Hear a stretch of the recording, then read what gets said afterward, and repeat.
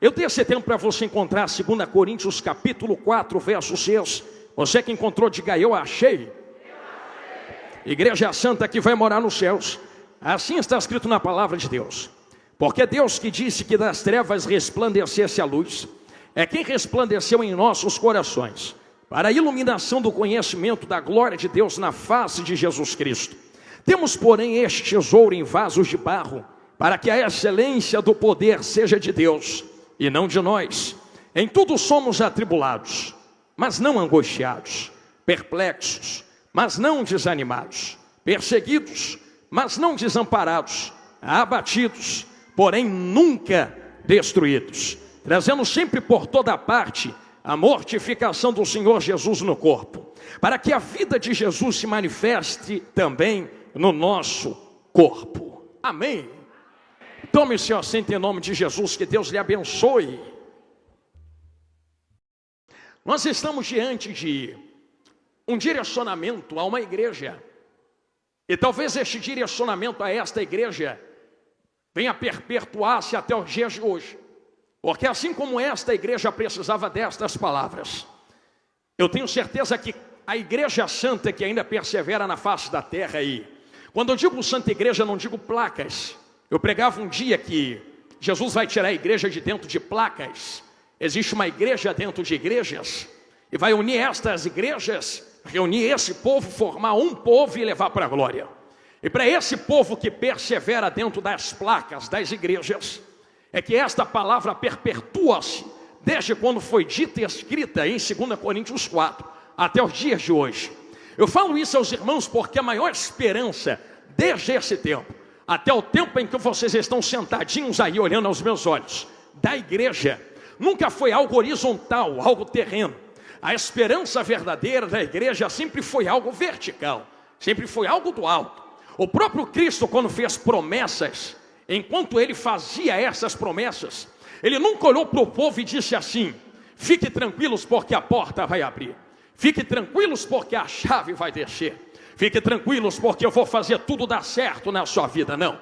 Quando você vê Jesus pregando o sermão do monte, Jesus sempre foi muito claro que há um cumprimento de princípios. A terra pertence a quem é de paz. Bem-aventurados os que são de paz. Bem-aventurados os filhos de Deus. Então há um cumprimento de princípio para receber-se algo. E tudo concernente à igreja através de bênçãos é cumprimento de princípio. Ou seja, vocês nunca vão receber nada de mão beijada. Cumpre o princípio e Deus abençoa depois. É por isso que a gente vê pessoas lá fora que às vezes não são cristãs, mas estão cumprindo princípios bíblicos. Eu vou repetir isso aqui porque parece ser heresia, mas não é. É por isso que você vê pessoas que não servem a Deus, mas cumprem o princípio, por exemplo, da semeadura, da oferta, e por cumprir isso são prósperas, são abastadas, enquanto tem crente dentro da presença, que é cheio do óleo, do fogo, mas está falhando no princípio da prosperidade. Então perceba que cumprimentos de princípios trazem a bênção de Deus. Só que quando passamos e ultrapassamos os princípios e vamos para as promessas que Jesus fez, nós encontramos duas promessas que saltam de dentro da Bíblia. A primeira promessa que Jesus fez naquele tempo foi: ficai em Jerusalém, até que do alto sejais revestidos de poder. A segunda promessa feita a eles, e foi reverberada e solidificada por um anjo, enquanto Jesus subia, era assunto aos céus. Depois de Jesus já ter pregado e dito esta promessa, aquele anjo olha para os discípulos e diz: por que vocês ainda estão parados aqui? Vai fazer o que ele mandou fazer, porque esse mesmo que foi, do jeito que foi, um dia vai voltar. Então as promessas de Cristo se resumem a isto. A primeira está cumprida, que foi a descida do Espírito Santo em Atos 2. A segunda vai se cumprir, que é o toque da última trombeta e o arrebatamento da igreja. Mas enquanto esta promessa não se cumpre, nós devemos mergulhar dentro de 2 Reis capítulo 4, verso 6, verso 7, verso 8 e verso 9. Vão identificar o que vocês passam nesta terra antes do toque da última trombeta. Permita-me, antes de mergulhar com vocês com muita calma no 6, parte logo de cabeça para o 8 e 9, porque existem 4 pontos que o escritor cita dentro desse texto. No primeiro, somos atribulados. No segundo, ficamos perplexos. No terceiro, somos perseguidos e no quarto, somos abatidos. Então perceba que o escritor faz questão de citar 4 pontos que todo cristão que está me olhando de olho arregalado aqui dentro vai passar. Se não passou, vai passar. E se já passou, tem experiência para contar. Todos nós somos atribulados. Quem é que não é atribulado? Quem é que não tem luta? Quem é que não tem as coisas da vida pesando sobre as suas costas? Meu Deus, às vezes até parece difícil de nós caminharmos. Parece que as nossas pernas cansam com o peso da tribulação nas nossas costas. E não só isso, diante da tribulação, ficamos perplexos. Porque com carinho, igreja, apesar de nós esperarmos as tribulações, sempre nos tornamos surpresos diante do nível das tribulações, tornando-nos quase perplexos. O perplexo aqui no original do texto é alguém que fica boquiaberto, olhando para a situação, sem força para reagir. Parece que o braço não reage, a mão não toca, o pé não vai. Eu sei que tu já ficou assim, porque eu já fiquei também, diante de tribulações tão grandes, que nós só sentamos na cadeira à beira de uma mesa e dizemos: Jesus, e agora? Eu estou perplexo, eu não tenho força para ultrapassar isto, e por causa disto, nós também somos perseguidos. E por que somos perseguidos, pastor? Porque mesmo diante da perplexidade, olha o que Paulo vai colocar: atribulados, mas não angustiados, porque a angústia não consegue criar raiz no coração de alguém que deposita a fé e a esperança na promessa do toque da última trombeta. Eu vou colocar no português claro, como cariocas falam lá no Rio de Janeiro. É gente que entra dentro da igreja, a casa está caindo na cabeça dela, está tudo dando errado lá fora, mas a pessoa entra aqui dentro e diz: mas eu vou dar glória do mesmo jeito. Alguém que não entende aponta o dedo e diz: como é que a casa está caindo e está dando glória? Sabe qual é a resposta da pessoa? Está caindo na terra, mas eu não estou esperando uma resposta horizontal, eu estou esperando o toque da última trombeta. Então cai a casa na terra, mas eu tenho uma casa preparada lá na glória. Aleluia! E por causa disto, mesmo perplexos, não desanimamos.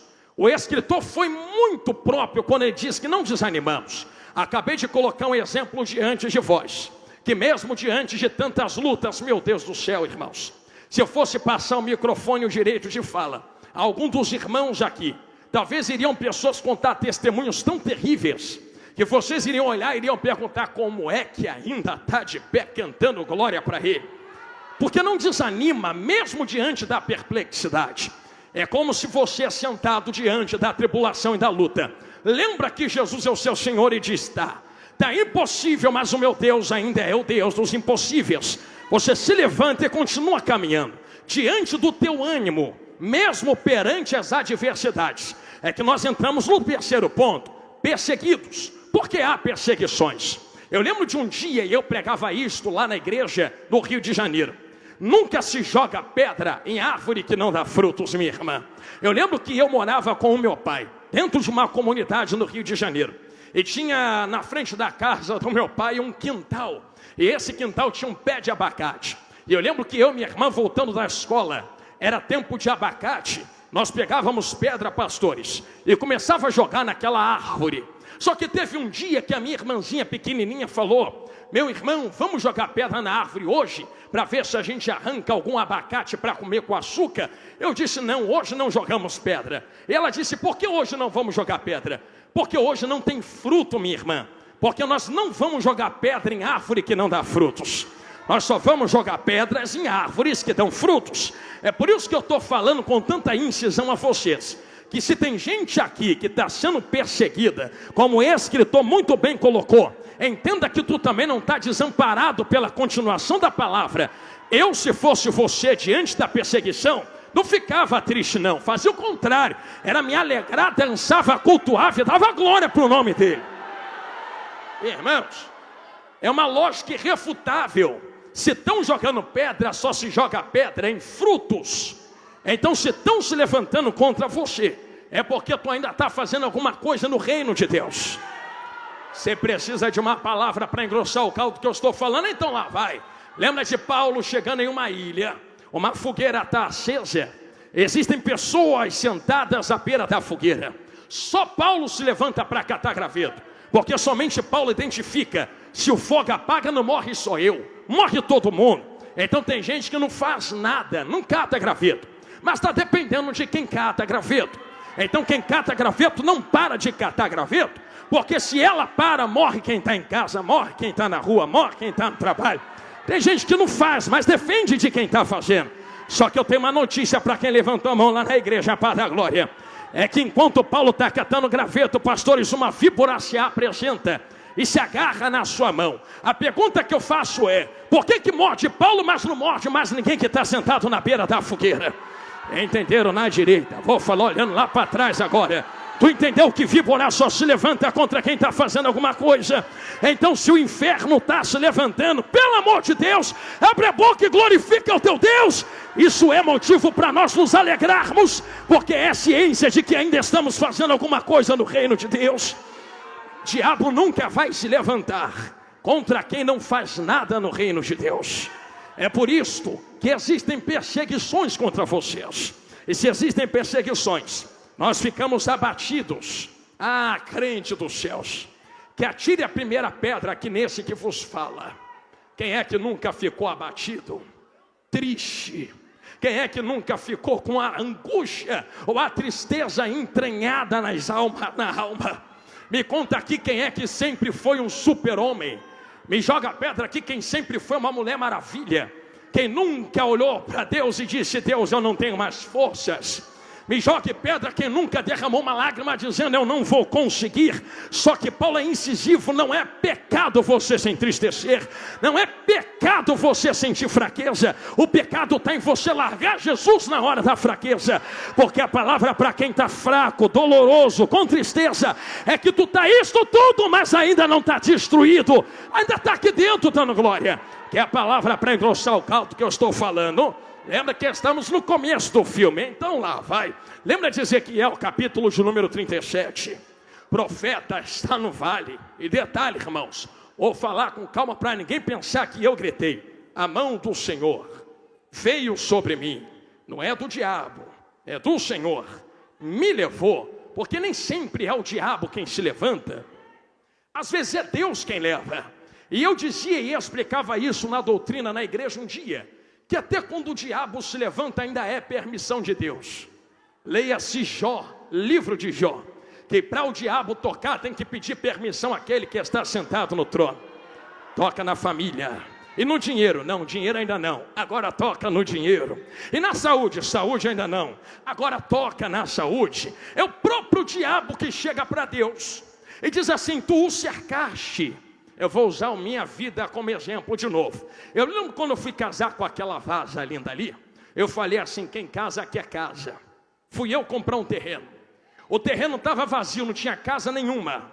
Quem passava por aquele terreno dizia assim: seria valorizado se tivesse uma casa. Não tem casa, então o valor é menor.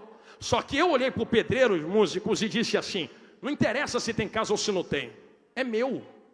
Então cerca, bota muro, bota cerca. Se tem cerca é porque tem dono, mesmo que não tenha valor. Aí vem o diabo diante de Deus: Deus, já isto tudo, tu o cercaste. Em outras palavras, eu posso tocar o quanto for, mas ela tem dono. Tu cerca, tu manda, tu cuida, tu autoriza, tu determina.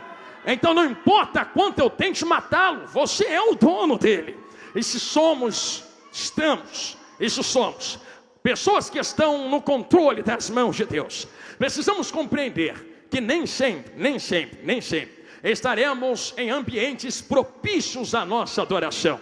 Leia-se Ezequiel 37, que a mão vem, a mão leva, a mão coloca, e o dono da mão pergunta: esses ossos podem viver? Nem é reviver, é viver. Mas outro dia, se vocês deixarem, eu falo sobre isso aqui. É viver. Ezequiel olha para Deus e diz: tu sabes. Deus olha de volta e diz: rapaz, se sou eu que sei, então não estou pedindo não, estou mandando. Mandando o quê? Abre a boca, profetiza. Ah, mas eu não quero, então profetiza sem querer. Estou sem vontade, então profetiza sem vontade. Porque você pode estar abatido, mas ainda não está destruído, em detrimento do ambiente a que você está. Então vou engrossar o caldo. Ezequiel está no vale, profeta. E no verso 2 está escrito: e me fez andar. Quem é que faz andar? A mão que leva. Então, igreja santa que vai morar nos céus, a mão que leva também é a mão que arrasta e faz andar. Imagina Ezequiel entrando dentro do vale, coisa da cabeça de pregador. Cheguei no vale, mas não aceitei Jesus para estar em vale, então vou ficar parado. Quero ver quem é que me tira deste posicionamento. Estou na caverna, não prego mais, não conta comigo, não canto mais, não caminho mais. Pois é, tem gente que está aqui me olhando, que está falando isso há 10 anos e ainda está aqui dando glória. Como é que tu está falando isso há 10, 15, 20 anos? Tem 15 anos que tu está falando, vou parar, não parou ainda, por que então? Vou largar, por que não largou então Jesus ainda? É porque quando você disse, estou no vale, não ando mais, a mão do Senhor me fez andar.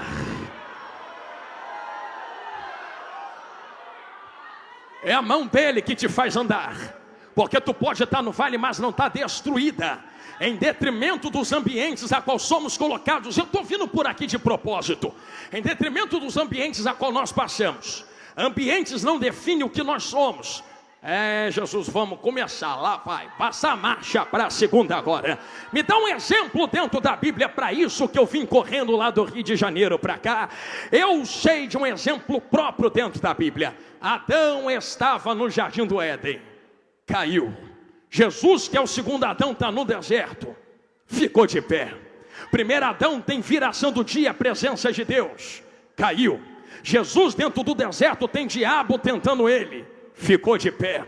Adão tem todos os alimentos disponíveis, caiu. Jesus está passando fome, ficou de pé. Não é o ambiente que define se eu fico de pé ou não.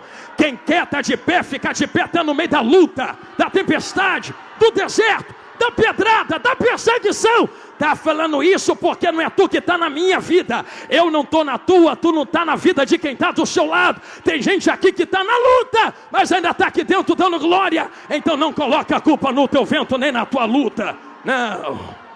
Com Jesus isso aqui não cola. Ou precisa abrir um parênteses para engrossar o caldo que eu estou falando. Entro no verso 6 e a gente mergulha. Te dou outros exemplos de que Jesus não vai aceitar como desculpa o tamanho da tua luta para você querer chutar o pau da barraca e desistir da caminhada e da chamada que ele lhe deu. Que é o primeiro? Então segura aí. 2 casas, disse Jesus, uma na areia, outra na rocha. As duas sofrem as mesmas coisas: chuva, lutas que vêm de cima, ventos, lutas horizontais, porque tem luta que não é nem Deus nem diabo, é coisa da vida, acontece. E rios que nascem de baixo, lençóis freáticos, tem coisa que é diabo que se levanta. Só que não interessa se a luta vem de lá, se a luta é assim, ou se a luta vem de baixo. Tem uma casa que está caindo, e a casa que está caindo, se tivesse boca, poderia falar: estou caindo porque está vindo luta de lá.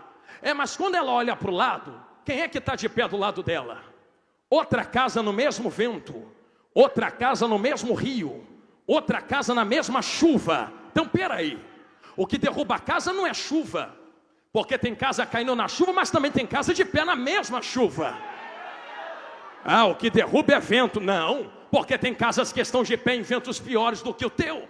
O que derruba ela é lençóis freáticos, é rios, negativo. Não coloca a culpa na porta que tranca, na comida que falta, no dinheiro que se vai. Tem gente pior que ainda está de pé. O que é que define que fica de pé? Então, já sei, pregador, é a aparência, né? Porque a outra casa é muito grande, a outra casa é bem pintada, tem muita janela. Não, às vezes tem casa muito grande, muito bonita, que está ruindo, e tem casa pequenininha que nem aparência tem, mas está de pé no meio da luta. Assim, estou sentindo Jesus falar na minha boca.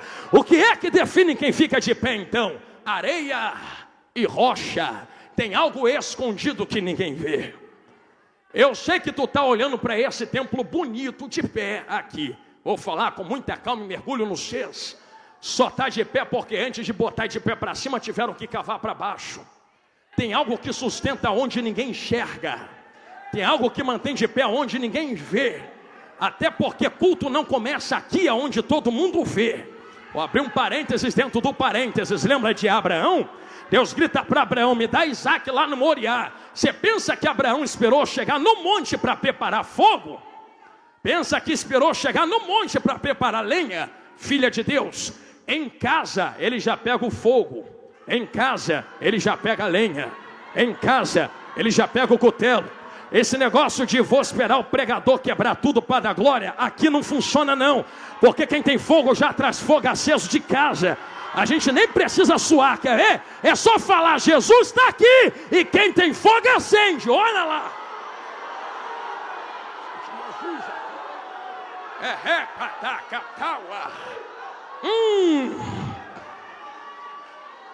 Quem tem já vem de casa, quem tem traz do oculto.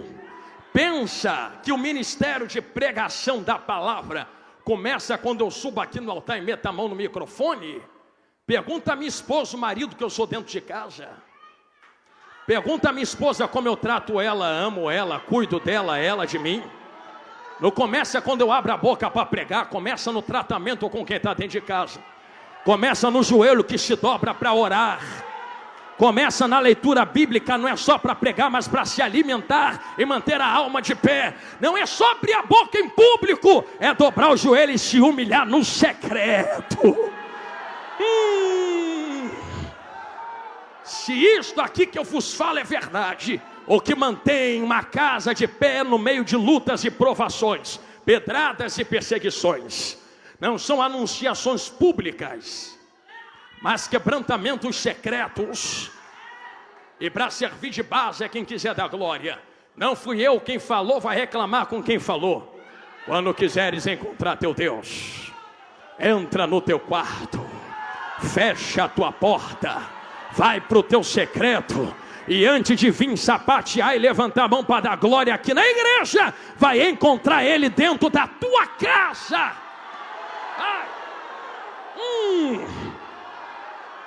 Oh, sentindo Jesus aqui.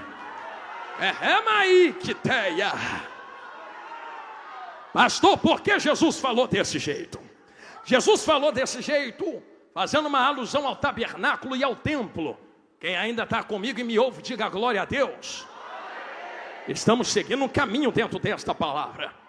O que Jesus estava tentando comparar do entra no teu secreto do teu quarto, era como que Obed-edom e Abinadab dentro da Bíblia.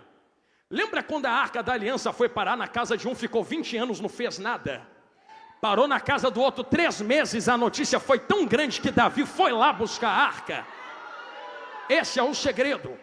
Não é falta de presença, é o que eu faço com a presença que está lá dentro. Eu gostei do teu glória a Deus, varão. Porque todo mundo aqui vai levar a arca de volta para casa. Mas quando Jesus fala, entra no secreto, a anunciação que ele faz é como o templo e tabernáculo, que existia o pátio de fora, o lugar santo e o lugar santíssimo. O mesmo original textual que Jesus usa para entra no teu quarto, seria melhor aplicado no português para entra no lugar santíssimo lá dentro da tua casa. Aonde é que você encontra a arca da aliança? Aonde é que você se dobra diante do seu Deus? Ah, é no meu quarto. Então feche a porta do quarto e se encontra com Deus lá. Eu vou usar o exemplo de uma irmã que já dorme no Senhor. E eu não vou dizer o nome por ética, mas todo mundo aqui conhece. Ela tinha uma voz linda. E ela dizia que ela recebeu uma tentação de Satanás certa vez para vender o dom e o talento que Deus lhe deu.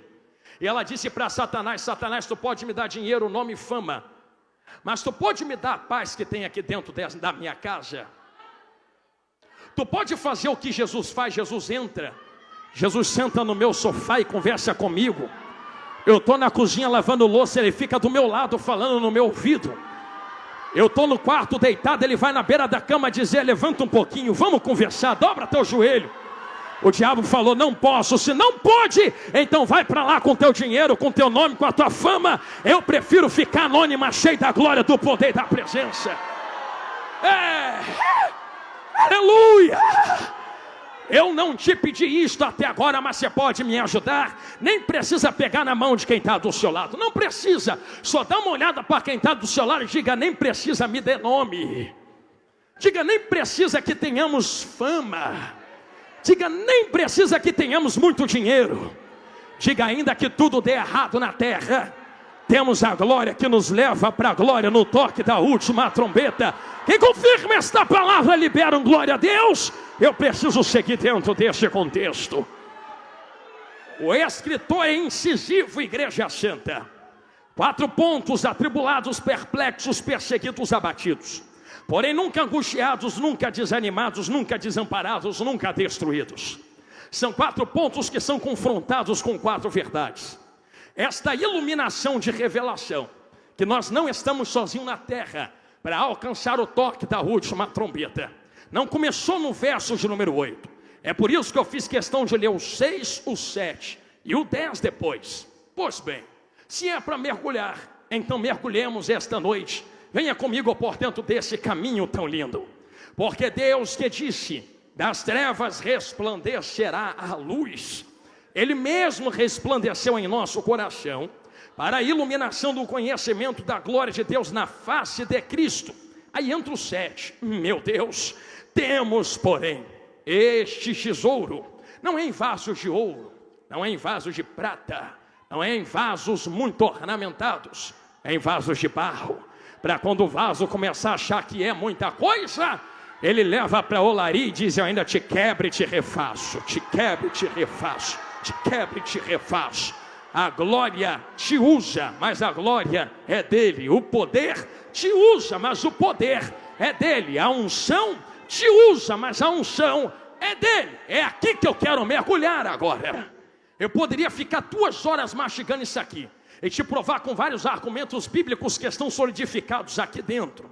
Mas para nós não enfadarmos os irmãos, quando Satanás caiu, ai Jesus, vai doer, mas vai curar. Ele não caiu sozinho. Ele arrastou 1/3 do céu com ele. Só que eu posso ser categórico no que eu vou aplicar agora. Tu pensa que o diabo se levantou contra Deus com o quê? Ah, Jonathan, foi com fuzil, AK-47, espada. Diabo lutou de espada com Deus assim, ó, vem Deus. Diabo trocou soco com Deus. Ah, tu pensa mesmo que foi isso? Imagina o diabo diante de Deus, me enfrenta no poder. Aí Deus então toma poder. Acabou, venci.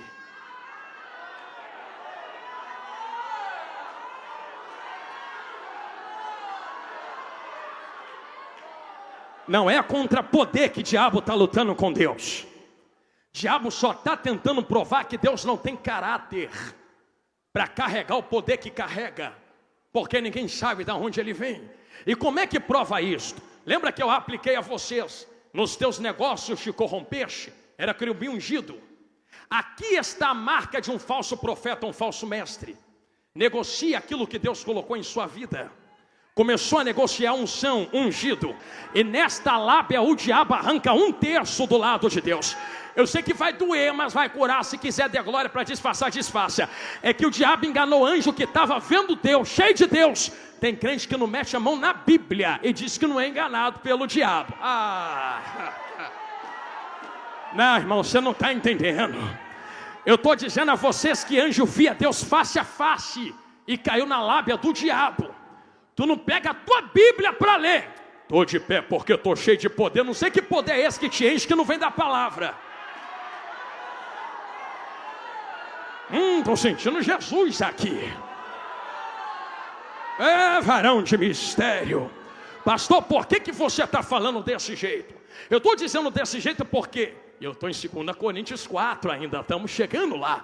Porque não adiantaria o diabo chegar diante dos anjos e dizer assim: larga Deus e vem comigo, porque eu quero ser o que ele é agora. Subirei e serei semelhante. Sabe o que os anjos iam dizer? Eu vou contigo nada, rapaz, isso aí é uma mentira. Então não adianta entregar uma mentira escancarada, porque quem já está cheio da verdade rejeita. Então ele pega a mentira e começa a camuflar com verdades. Ele sempre lança um anzol com uma palavra, depois puxa. É por isto que Deus dá uma liberdade a Adão. Adão escolhe junto com Eva. E que fique muito claro para selar esta palavra, para que ninguém pense que é heresia da minha boca. A palavra foi entregue para Adão. Por isso Deus cobra Adão antes de cobrar Eva. Mas isso aqui já é outra caminhada de história. A verdade é que, da mesma maneira que o diabo derrubou anjos na glória, derruba Adão e Eva no jardim, Ih, Jesus, vou entrar na terceira marcha, alguém vai pensar que heresia agora, mas lá vai. Só que quando derruba no jardim, Deus vem descendo na viração do dia. Quando Deus abre a boca perguntando aonde estás, Deus não está perguntando porque perde. Deus é onipresente, sabe onde está. Deus está perguntando como quem diz assim: rapaz, eu já sei tudo o que aconteceu.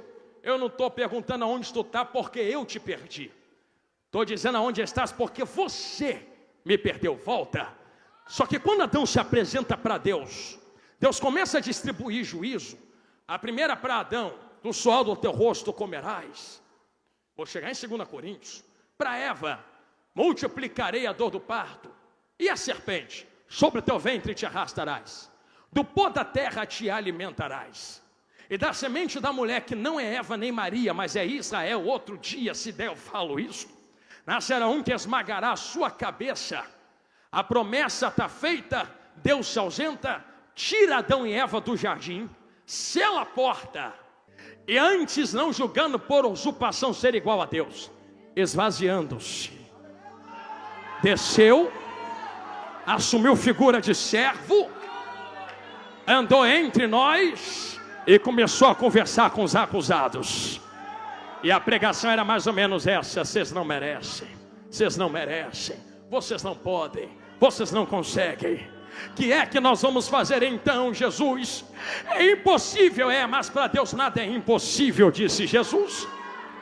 Então é o seguinte: é necessário o quê? Necessário que eu cumpra o que está escrito aqui dentro. O salário do pecado é Aí imagina Jesus olhando para a humanidade dizendo: tem um jeito, se tiver morte o salário está pago. Aí imagina os seres humanos, eu vou usar minha vida como exemplo, pegando uma arma aqui agora e dizendo assim: se é só morrer, então vou pagar o salário do meu pecado. Só que se eu tirasse a minha própria vida, tudo bem, pagaria. Mas como Deus não é Deus de mortos, mas de vivos, Ele ia se apresentar aqui dentro, olhar meu corpo estirado no chão e falar: Jonathan, levanta que eu quero conversar contigo. Só que eu não tenho mais vida, então eu não poderia pagar o salário do meu pecado. Diabo também não iria pagar, ele quer te destruir. Aí imagina um advogado de defesa dizendo: peraí, vocês não podem pagar, no inferno não tem ninguém, anjo já saiu de lado, estrelas, planetas não podem. Já sei, capará. O que é capará, Jesus? Capará é mais ou menos isso aqui no hebraico. Imagina que um vaso se rache e comece a vazar. Alguém que não tem nada a ver com a rachadura arranca ela daqui, porque tem poder de arrancar rachaduras de vasos, coloca nele mesmo e diz assim: a rachadura é tua, mas deixa que eu pague esse preço. Capará. Porque o amado dá a vida pela sua amada, então deixa comigo. É necessário que eu vá para a cruz. Aí ele começa: é necessário que o Filho do Homem vá para o Calvário, é necessário que o Filho do Homem seja esbofeteado, é necessário que o Filho do Homem suba no Calvário da cruz. Aí Pedro tenta impedir, dizendo: vai não, Jesus, tem pena de ti mesmo. Jesus já observa o diabo tentando plantar uma verdade para arrancar com uma mentira, e diz: para trás de mim, diabo, tu derrubou anjo assim, tu derrubou Adão assim, tu não me derrubou no deserto, porque tu tentou me derrubar no deserto. E eu disse: não só de pão viverá o homem, viverá de toda a palavra que sai da boca de Deus. Se agora tu vai me derrubar, ô cão ruim, eu vou para a cruz, você querendo ou não, eu vou catar a cruz, você querendo ou não, eu vou pagar o salário, você querendo ou não. Ô igreja santa, só tenta imaginar o diabo desesperado. Pensa que o diabo ficou feliz de ver Jesus na cruz? Ficaria se Jesus tivesse vendido o que Deus colocou na vida dele. Mas quando o diabo viu Jesus íntegro, reto, que não se curvava, pastor, o diabo não sabia que Jesus era Deus, não sabia. Deus nunca escondeu. Deus já contou o segredo lá no jardim da semente da mulher. Aí quando Jesus veio, imagina Deus lá no batismo: vou esconder não. Ô diabo, diga: esse é meu filho amado em quem me compraz, ó. Ele vai pisar a tua cabeça. Não vai esconder segredo. Jesus foi tentado de todo lado. Enquanto Jesus vinha vencendo em princípios, lembra o que eu falei há meia hora? Princípios cumpridos, Jesus vinha cumprindo toda a lei. Era um cordeiro que estava indo mudo ao matadouro. Imagina o diabo desesperado. Alguém arranca ele, alguém para ele. Ele vai vencer esse juízo, ele vai pagar o preço dele, ele vai ter argumento. Aí imagina Jesus, chegou o dia, Judas traiu Jesus. Vou falar devagarinho para ninguém pensar que foi porque eu gritei. Chicoteiam Jesus, as marcas estão nele. 2 Coríntios, o sangue está jorrando. Pegam ele, colocam madeira e descarrega. Começam a zombar. Ai, Jesus, tu não disse que era filho de Deus? Quero ver ser filho agora. E está ele carregando. Mas está carregando como, Jonathan? Está carregando atribulado, está carregando perplexo, está carregando perseguido, está carregando abatido. Mas apesar, em detrimento disso, não angustiado, não desanimado, não desamparado. Estão batendo nele, mas ele não está destruído. Ele está indo, ele está indo, está caminhando, está carregando a cruz. Ah, tu conhece a história? No meio do caminho, os joelhos fraquejam. Alguém coloca o Simão Cirineu do lado dele. E só a nível de glorificação da igreja é que quem olha com olhar humano pensa que Simão está ajudando Jesus. Só que é o contrário. Porque se Jesus pudesse falar, diria: rapaz, tu pode estar aqui comigo, mas quem é que vai pagar o preço do pecado? Sou eu quem estou te ajudando, sou eu quem estou pagando o preço. Então não é tu quem está me ajudando, sou eu quem estou ajudando você. Vamos embora. Está Jesus indo. Chega no lugar do sacrifício. Irmão, se isso aqui não pesa no seu coração, tu precisa nascer de novo. Pregos nas mãos, cravo nos pés. Só tenta imaginar enquanto estão batendo, a zombaria acontecendo. Vai, Jesus, quero ver agora você sair daí. Levantam a cruz, ele está lá agarrado.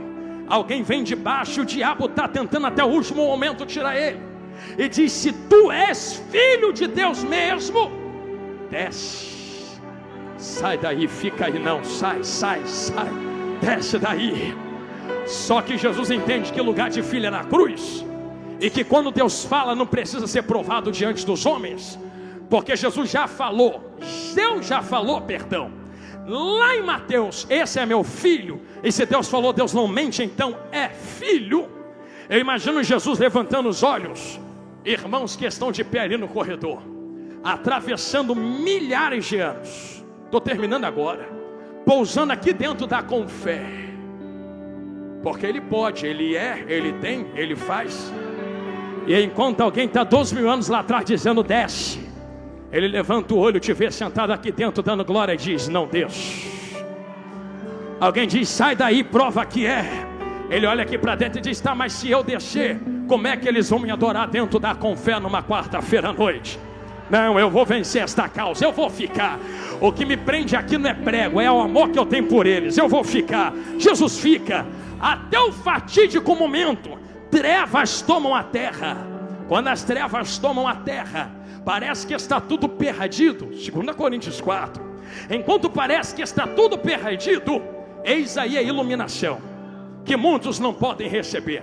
Porque Deus disse que das trevas resplandeceu a luz. E como em Mateus está escrito, o povo que estava sentado em trevas viu surgir e subir uma grande luz. A terra é tomada por trevas, mas a luz do mundo estava sendo crucificado. Sobre ele estava sendo colocado o peso do pecado. É por isso que ele toma ar no pulmão e diz: chegou o momento, chegou a hora. Vou vencer esta acusação contra eles agora. Quer ver? Está. Dá o que, Jesus?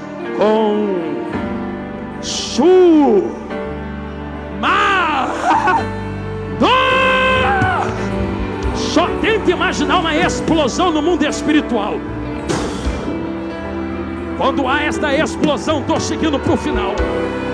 Parece que as correntes do pecado se estilhaçam.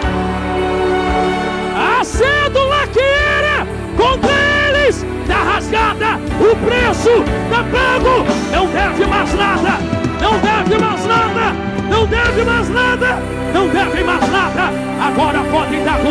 podem cantar, podem adorar, podem sapatear, mesmo atribulado, perplexo, perseguido, abatido, mas ainda está de pé, está de pé, está de pé, está de pé. Já que tu levantou a mão para a glória, segure a mão de quem está do teu lado aí. É a primeira vez que eu estou te pedindo isso nesse culto. Me dê só esta chance. Estavam todos eles reunidos no mesmo lugar. De repente, veio do céu um som, como de um vento impetuoso. Eu quero tentar imaginar o que é de repente veio um som. Porque a gente às vezes programa, não é? Daqui a 10 minutos vai acontecer. Só que lá não teve programação, foi de repente. Sabe o que é de repente? É tá tudo no silêncio assim, ó. Desse jeito, ó. De repente.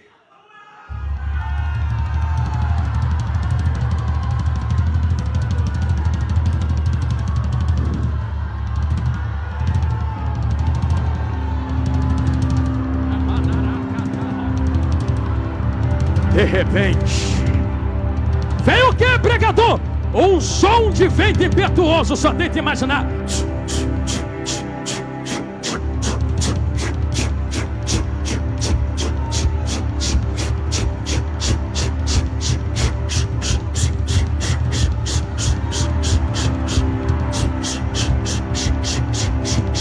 E foram vistas por eles línguas repartidas como de fogo, que pousou sobre cada um deles.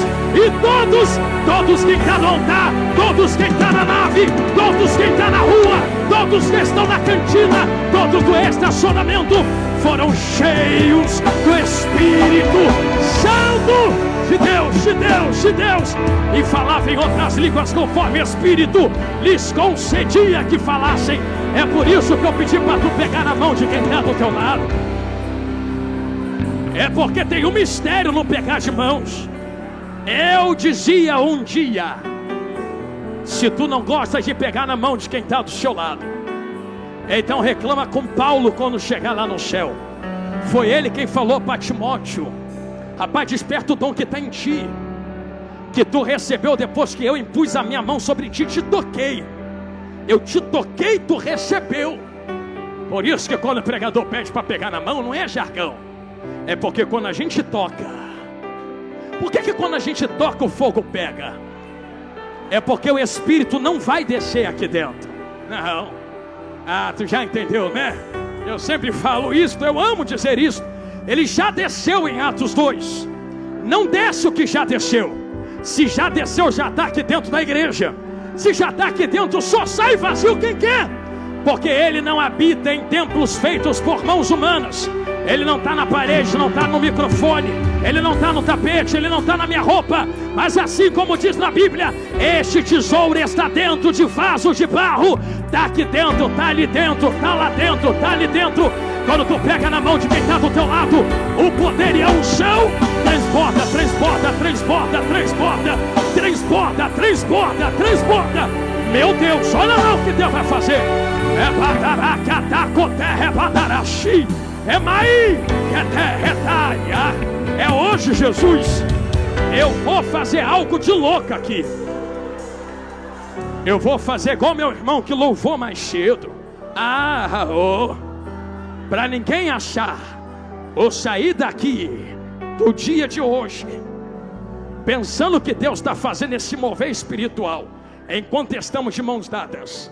Porque eu estou gritando: não, o pregador gritou muito, aí o fogo pegou. O pregador pregou, aí o fogo pegou. Não quero que a glória seja minha, não, tem que ser dele. Não foi o instrumento que subiu e aí o povo foi com o instrumento. Deus está usando muito eles, mas para que a glória não seja minha, para que a glória não seja dos meus irmãos instrumentistas, mas para que o selo do Espírito Santo até o arrebatamento aqui dentro seja motivo de glorificação a Ele, eu vou pedir para os meus amigos segurarem tudo. Se é de nós, acaba agora. Se é o Espírito Santo quem está transbordando e enchendo o crente, olha o sinal de glória que Ele dá aqui dentro, dá com fé. Agora, ó.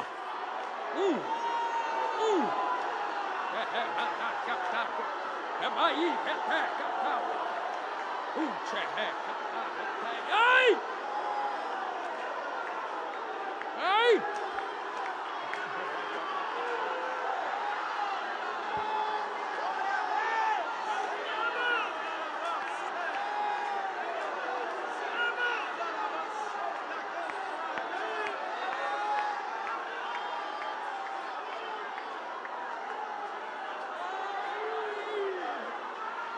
Ei, que terra mai refaia.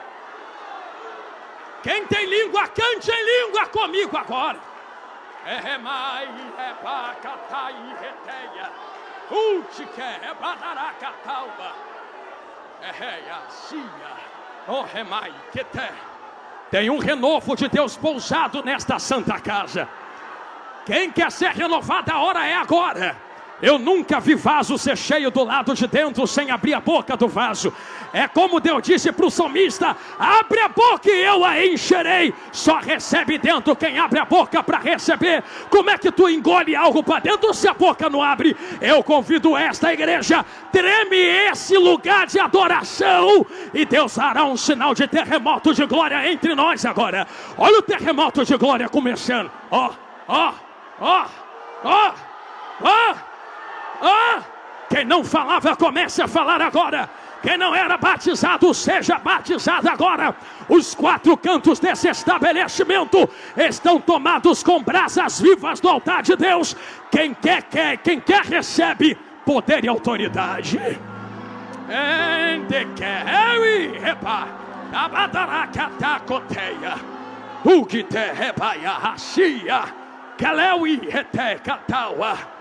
Torrebadaracatúria, endreva, tuntrequeia, rapaua, reteia, dentre que te, rapai, teque, ratu, terrebadaracataua, terremaiaxia, uge, refaua, elemanutsi, emairete, emonte, refa. Tem muito lugar no Brasil que não pode mais fazer isso aí que vocês estão fazendo, não. Para alguns isso aqui é meninice, para outros é escândalo, para outros é emocionalismo, mas para aqueles que esperam a última trombeta, ainda é toque do Espírito Santo de Deus. É Ele quem quebranta o vaso.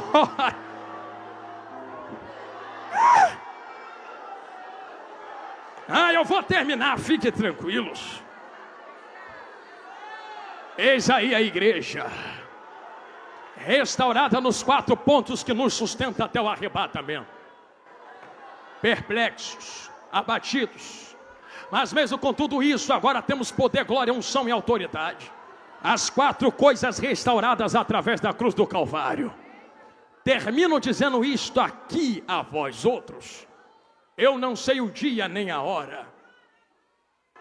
Mas quem me dera fosse agora, que a última trombeta tocasse, essa igreja começasse a subir no poder do Espírito, e que se eu comecei falando de trombeta, vou terminar falando dela, e encontrasse esse Senhor que carrega as marcas lá nas nuvens, e ele dissesse: vinde benditos do meu Pai para a glória que vos está preparada, e você entrasse, adentrasse diante de Deus, e como num banquete sentasse ao lado de Abraão, Isaque e Jacó. Enquanto você está lá, o mestre entra no recinto, pés como de latão reluzente, olhos como chama de fogo, cabelo mais alvo que a neve, o sol resplandecente como o sol de meio-dia. Da boca dele é uma espada de 2 gumes, e na coxa dele está escrito: Rei dos Reis e Senhor dos Senhores. Nós o veremos como ele é. Mas antes disto acontecer, haverá um renovo no lugar chamado terra. Eu dizia na igreja que a gente na terra não descansa. Descansa no céu, na terra a gente recebe renovo. Eu não sei como tu entrou, mas eu sei como tu podes sair. Eu tenho 2 coisas a fazer, devolvo o microfone a quem é de direito. Lembra que eu pedi para tu segurar a mão de quem está ao seu lado?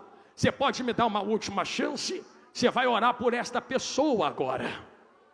Esta pessoa orará por você e você orará por ela. Porque enquanto oramos, haverá um renovo de forças entre nós. Só Deus sabe como cada um entrou aqui dentro hoje.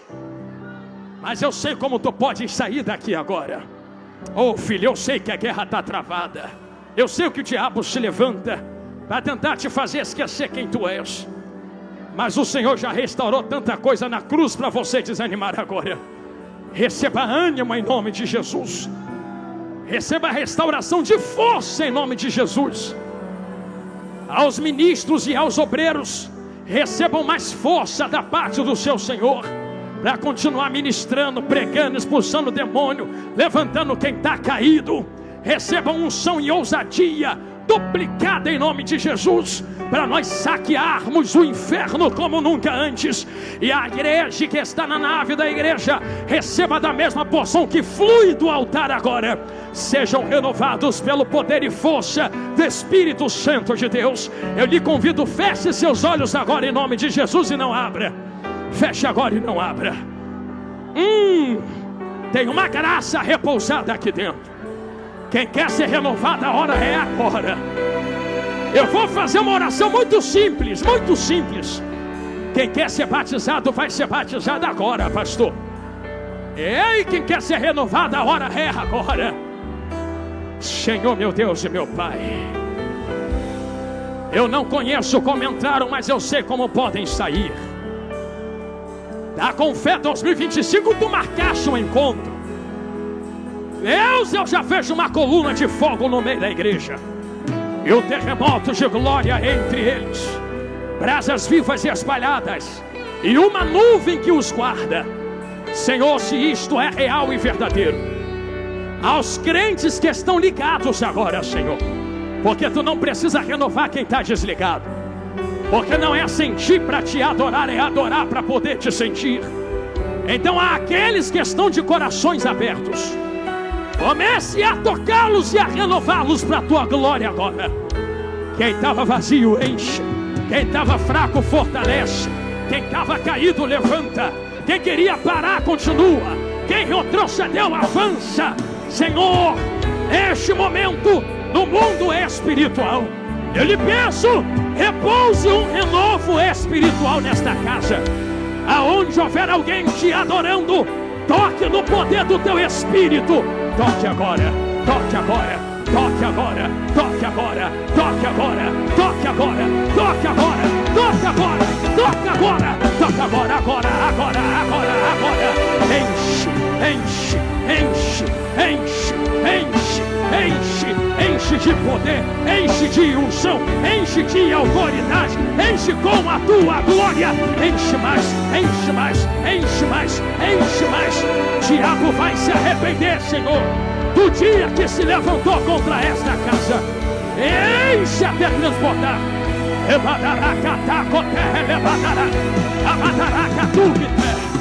Emaí, reteia, Amaí, renaia, Ebal, leteia, atacote, entruguiteia. Enche até não sobrar espaço vazio para mais nada, para a glória do seu nome, em nome de Jesus. Debaixo desta unção, debaixo desta glória, devolvendo o microfone agora a quem é de direito. Estou indo sentar no meu lugar, mas eu não posso voltar. Na verdade, eu estou indo daqui a pouco para outro lugar pregar, mas eu não posso ir pregar a outros irmãos sem fazer esta pergunta: se há alguém entre nós que queira reatar sua aliança com Jesus, ou aceitá-lo como Salvador, a hora é agora. Não, pastor, já sou crente. Crente por quê? Porque eu estou com terno, gravata, blusa, eu venho nos ensaios, tenho carteirinha, pago dízimo, dou oferta, estou de saia, vestido. Que bonito.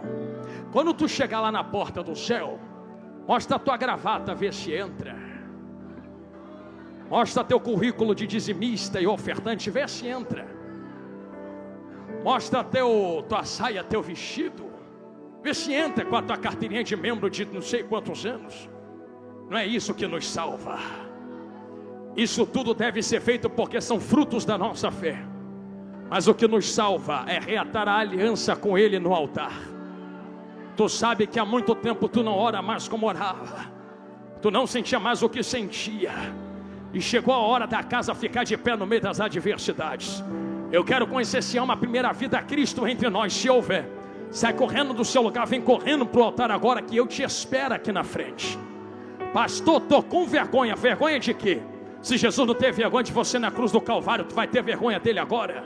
Ah, mas porque tem muita gente me olhando, e daí? Tu vai chegar diante de Jesus naquele dia e falar: eu não fui porque tinha muita gente me olhando.